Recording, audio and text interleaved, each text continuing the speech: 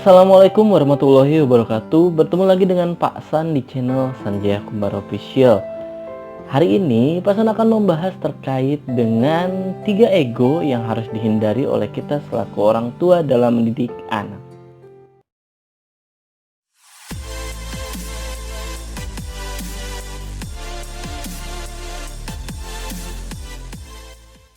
Sebelumnya, sebagai orang tua, kita biasanya menganggap bahwa diri kita adalah orang dewasa dengan kepribadian yang dewasa dan berpikir selalu bahwa kita adalah sisi terbaik dalam mendidik anak-anak kita atau opsi terbaik dalam menjadi pilihan untuk bagaimana anak-anak kita mencontoh kita.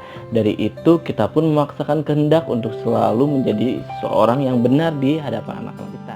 Di sisi lain, kita lupa bahwa kita pun adalah manusia biasa yang memiliki karakteristik sendiri dan juga memiliki sisi ego dalam dirinya.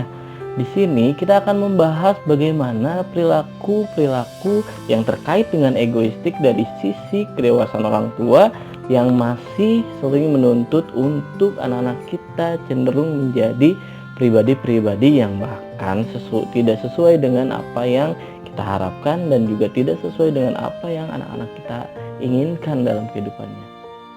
Ego yang pertama yang harus orang tua hindari adalah terkait dengan ego untuk mencari kepuasan dan juga kenyamanan sendiri.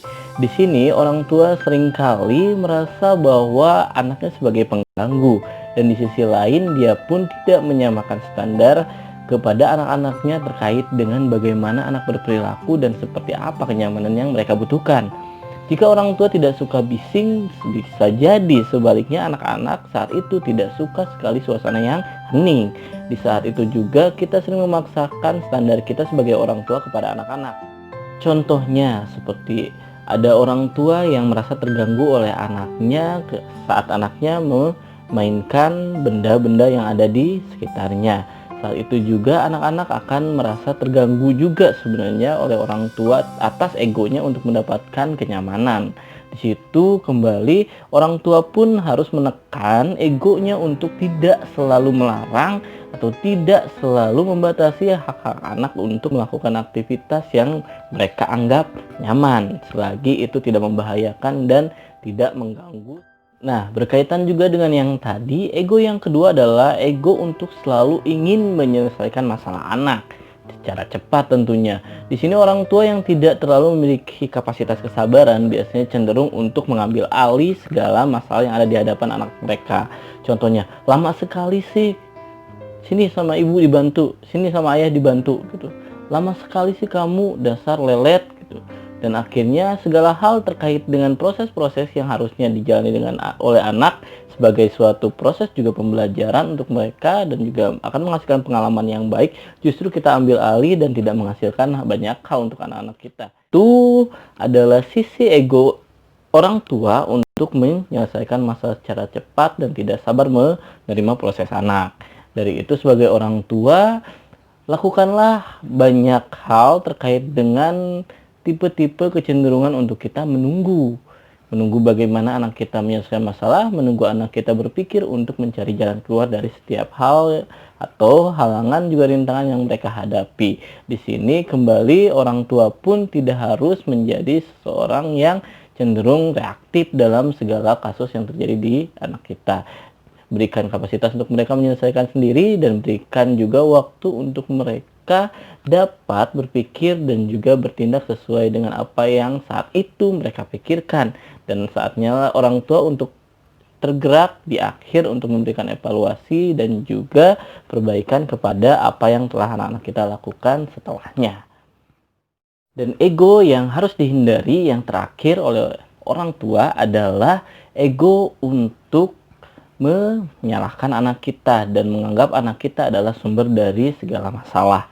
Di sini kembali bahwa anak adalah hasil dari didikan seorang orang tua. Dari itu apa yang ada di diri anak adalah hasil juga dari apa yang telah kita contohkan kepada mereka.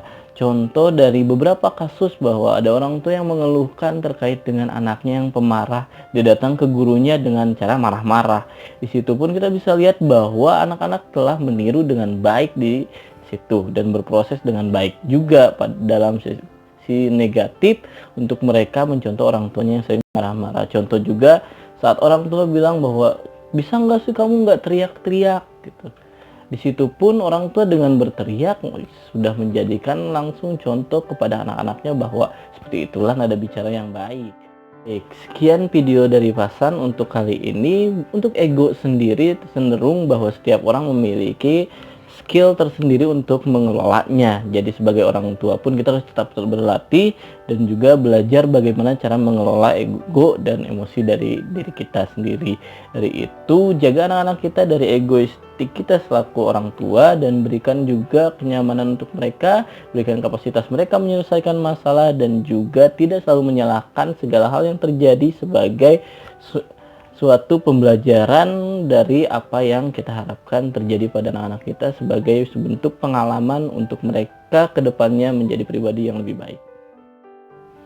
Sekian dari Pasan, tidak lupa diskusi kembali di kolom komentar di bawah dan juga Pasan tunggu request untuk video selanjutnya.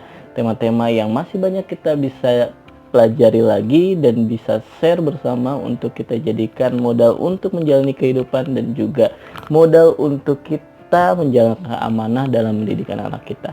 Terima kasih. Wassalamualaikum warahmatullahi wabarakatuh.